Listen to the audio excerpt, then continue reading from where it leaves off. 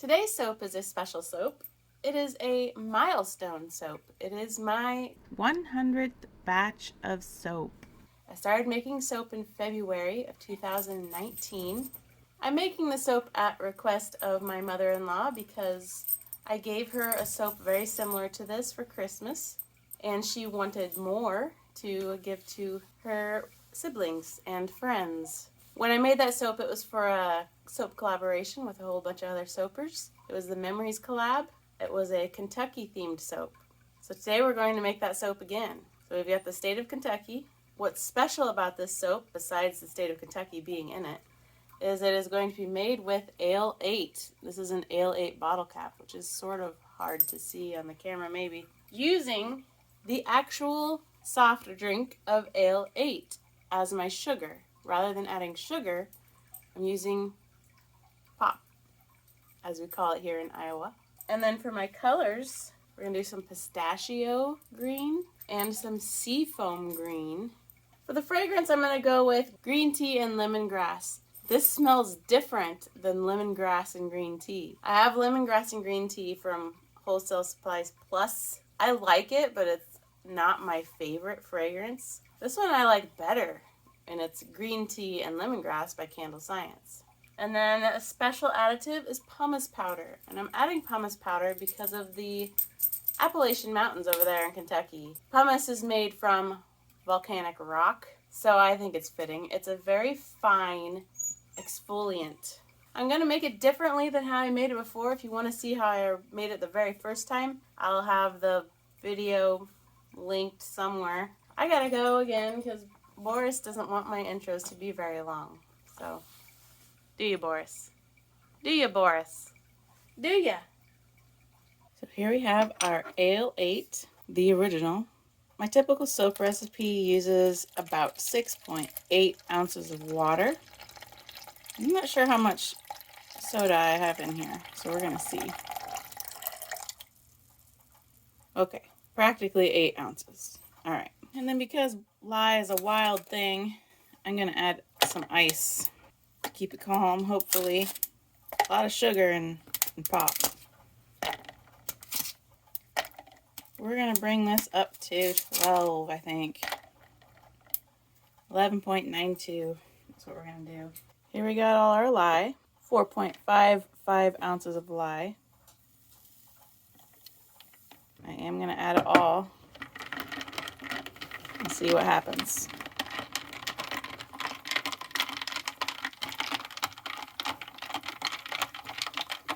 Whoa, did you see that color change? Goodness.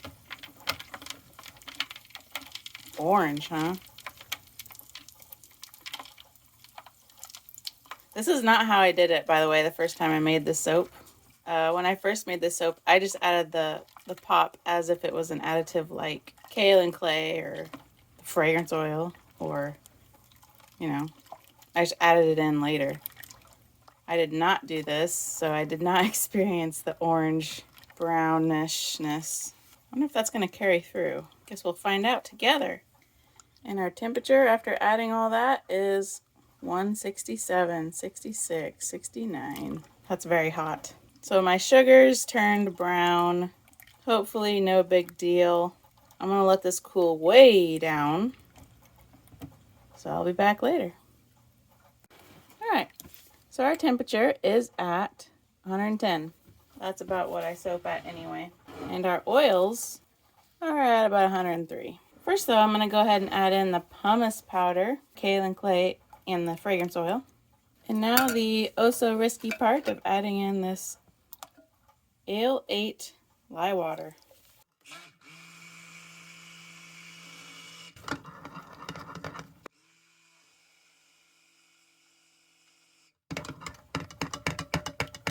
Alright, I'm going to stop there because yes, I am slightly concerned about acceleration all of a sudden happening. I think we're doing good so far. And our micas, we've got our pistachio. Actually using a little more mica than usual on this one because this is going to be most of the batter. And our seafoam green, which is just going to be a little bit of the batter for some swirl. Here we go. And that is Boris in the background. He makes noises in the couch. He's just on the couch. Put a little bit more in here. And I suppose the rest in here. First, let's hand mix in this.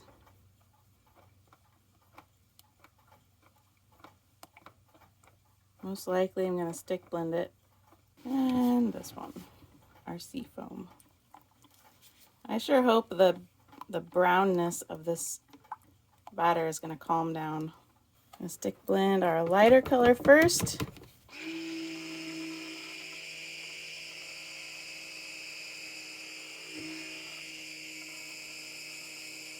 Boy, we're doing real good on acceleration, aren't we?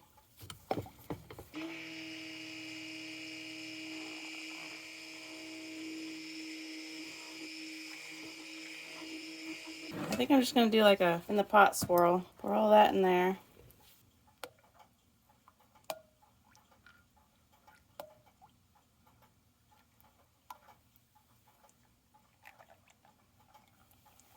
Bring it over our mold. Yep, we're going to do these kind of molds today. And I better get to pouring. Don't want to fill them because I have a State of Kentucky to put in.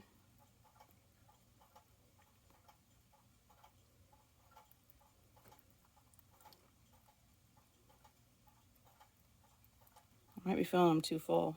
I better slow down.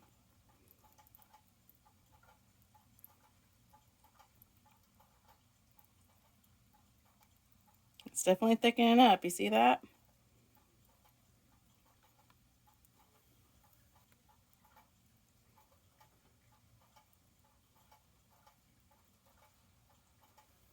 Okay.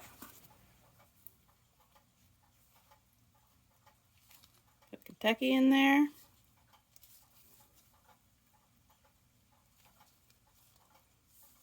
I gotta take these gloves off.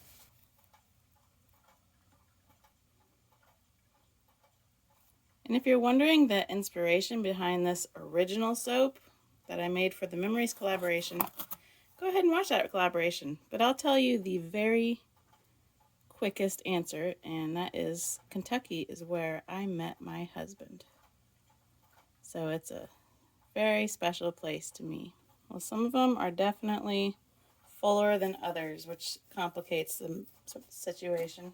It goes with the territory of handmade stuff, right? Here we got our bottle caps that I made out of soap dough.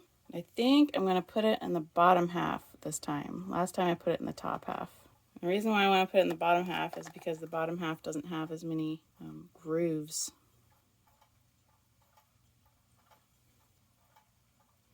And then the reason why I'm making the soap in this mold is because when I originally made this soap, I had a ton of like extra soap surrounding it because I didn't really know what I was doing. I don't claim to know what I'm doing right now. But I had so much extra soap that I had to cut off of the bars because the bars were humongous. And there we go. Now what am I going to do with the rest of my batter? Well, let's go see. More of these. My batter is thick. I'm going to stir it a little bit. Let's see how many bars we get out of this.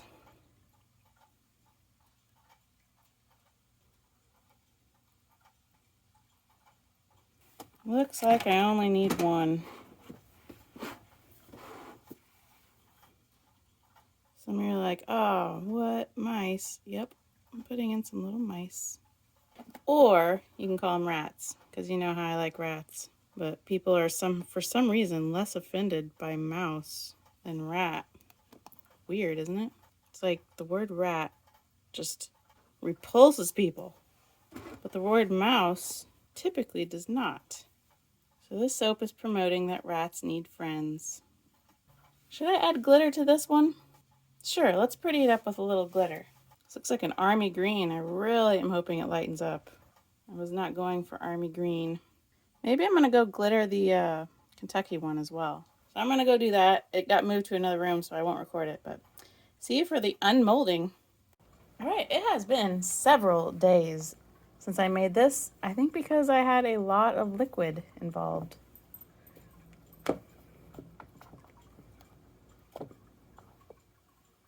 And they're still tacky. Not much of a swirl though, huh? Where is it? Where's that swirl? Must be inside somewhere. We're unmolding in a different location today because my stove is where I usually am doing all my soaping, but it's occupied with some pepper pot stew right now.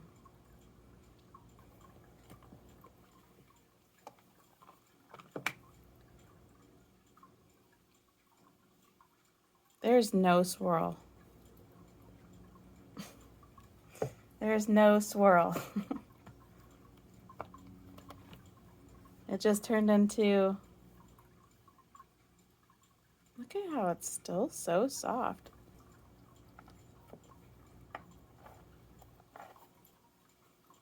This one's a little bit bigger.